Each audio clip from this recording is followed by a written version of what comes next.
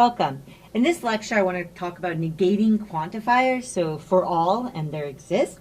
So let's start with there exists. So to negate a there exists statement, to negate a there exists statement.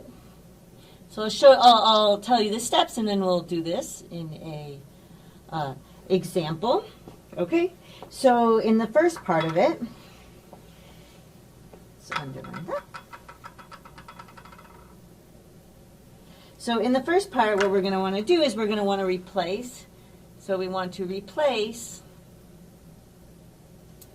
the there exists with for all.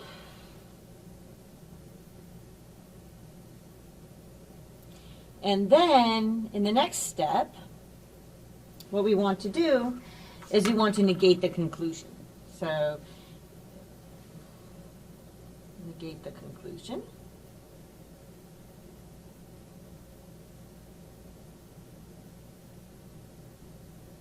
So let's look at an example.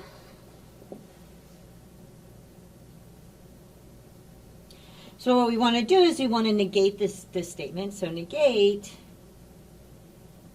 and here's, I'm going to write this statement here, which is that some real number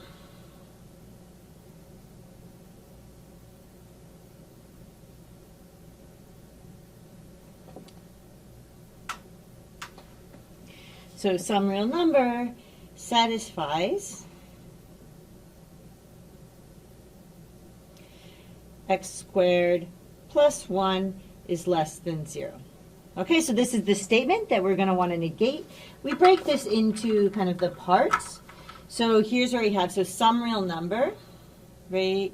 Symbolically, this is the same thing as saying there exists an x in the real numbers, right? And then the second part is the conclusion. So this is the conclusion, is that it satisfies this part here.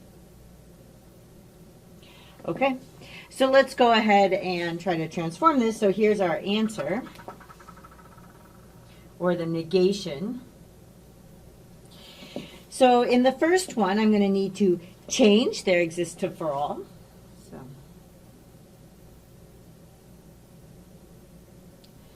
So change there exists to for all. And we're going to have, so we're going to end up with all real numbers, right? Because some was a kind of there exists, right? And then it transfers into all, okay? And then in the conclusion, we also need to negate the conclusion. So 2.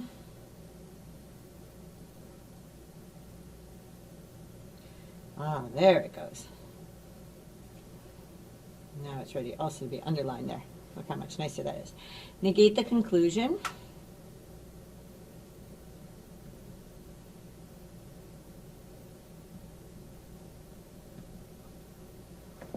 Okay, so what we end up with is that they all real numbers, and then grammatically this actually changed to satisfy instead of satisfy.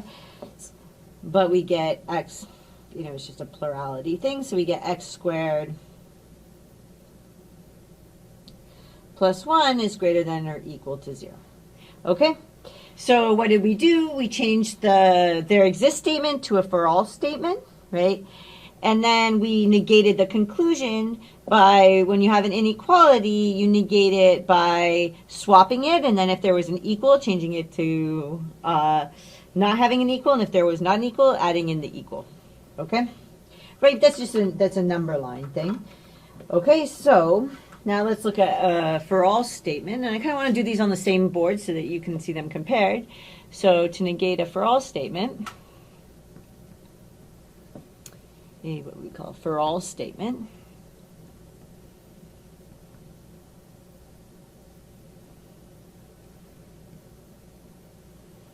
okay. So what do we want to do? So in this circumstance, we're gonna go, and the first thing that we're gonna do is we're gonna do exactly the opposite of that. We're gonna replace for all with there exists. Okay, so replace for all with there exist. And then, so the next thing we need to do is to negate the conclusion.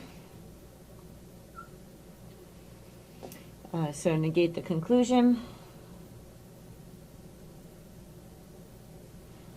And then there's kind of an extra thing in here, which will show up, which is that the universe of discourse stays the same. So the universe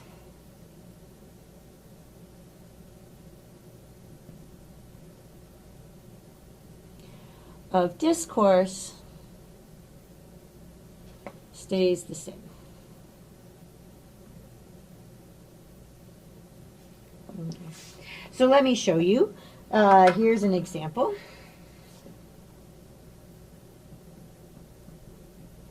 In this one, I want to negate the statement.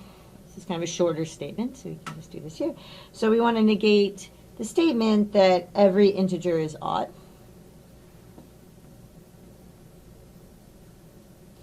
Every integer is odd, and this is what we want to negate.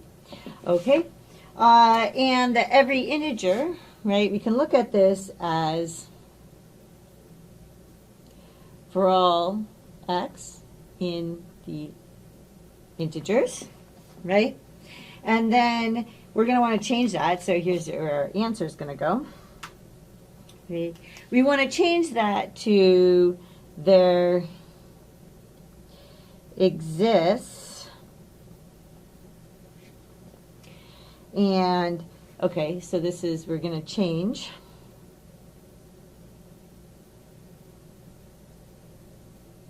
right for all to there exists. Okay. And then we have an even, so this is odd part changes to an even.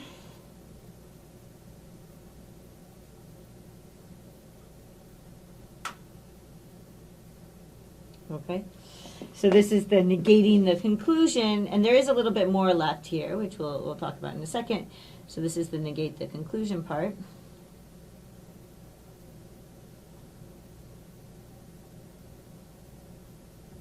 Right. And then what's left here is that actually we talk about, so we're talking about an integer here, and then we're going to write an integer again here. So this is the kind of special part. And it might get a little bit crowded here, but we can handle it. Right. What's happening there is the universe of discourse stays the same. So we don't stop that we're talking about integers, we just swap whether we're talking about even or odd. So the universe of discourse stays the same.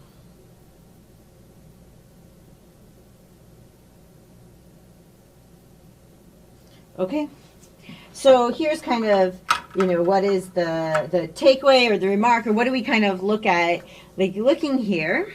So for both cases, we're actually, in some sense, doing almost exactly the same thing. So for both cases, what do we do?